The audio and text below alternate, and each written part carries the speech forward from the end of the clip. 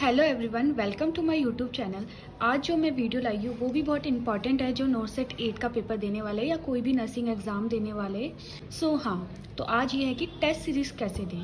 Test series बहुत लोग देते हैं और मतलब कि एक तरीके से होना चाहिए ना, मतलब जो भी तुमने टेस्ट सीरीज़ दी है उसको कैसे एनालाइज करना है, कब देने हैं पेपर। ऐसे नहीं कि 2-3 महीने पहले शुरू कर देना है। जैसे मैंने 1 महीने पहले शुरू करी थी, उस पर भी ऐसी था कि मैंने 5 टेस्ट सीरीज़ दी थी। मैंने अपनी गलती देखी, बार बार मुझे पता चल रहा था मेरे रिवीजन में कमी है, तो बीच में 10-15 दिन मैंने बिल्कुल टेस्ट सीरीज़ बंद कर दी, सिर्फ रिवीजन पे ध्यान दिया।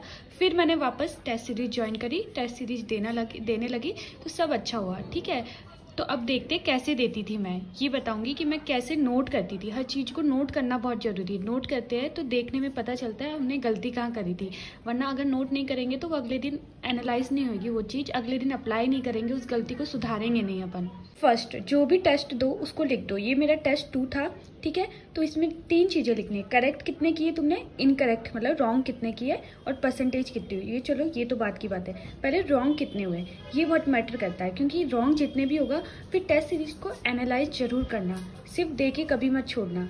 17 गलत हुए तो क्यों गलत हुए, क्योंकि जब हमने किए थे 17, वो जो गलत हुए वो तो सही मान के किए थे ना, फिर गलत क्यों हो गए, तो उसको पहले देखो कि क्यों गलत हुए, वो वीक पॉइंट्स पे लिख दो।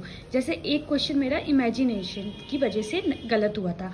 इमेजिनेशन मतलब कोई भी क्वेश्चन पढ़ रहे हो तो पढ़ते पढ़ते उसको इमेजिन करो। जैसे क्लिनिकल बेस्ड जो क्वेश्चन होते हैं ना, वो हमेशा इमेजिन करके करो।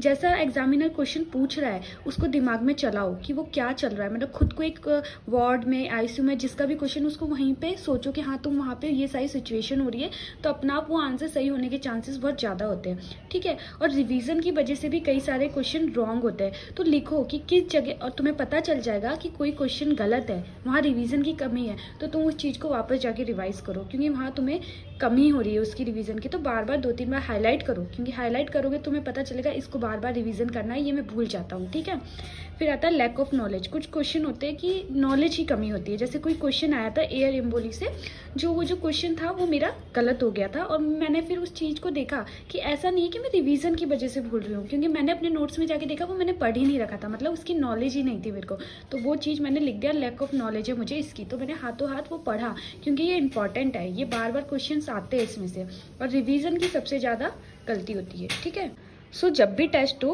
तो ऐसे लिख दो कौन सा नंबर का टेस्ट दिया है और कैसा तुम्हारा परफॉर्मेंस रहा है और रैंक क्या रही है, और खुद से पूछो कि अगर अच्छा रहा है तो क्यों रहा है, और गलत रहा है, खराब रहा है तो क्यों रहा है। और खुद की रैंक देखना बहुत ज़रूरी है, क्योंकि कई बार पेपर इतना हार्ड होता है कि मैक्सिमम बच्चों के आंसर्स जो होते हैं वो गलत होते हैं।